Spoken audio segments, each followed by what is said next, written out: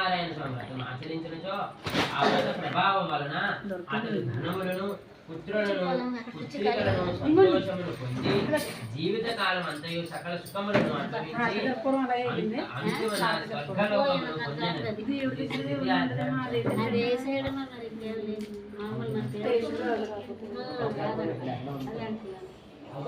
ఇక్కడే సెల్ఫ్లో ఉంటుంది జాగ్రత్తగానే పెట్టారు ఊరంతా చేస్తున్నాం మేము అదే నేను చెప్తాను అంతే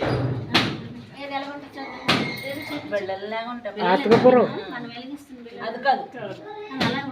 అలా ఉంటాయి పట్టికలాగా అనిపించింది నాకు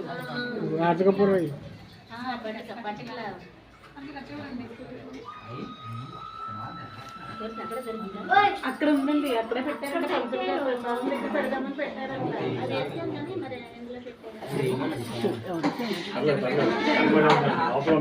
పూజలో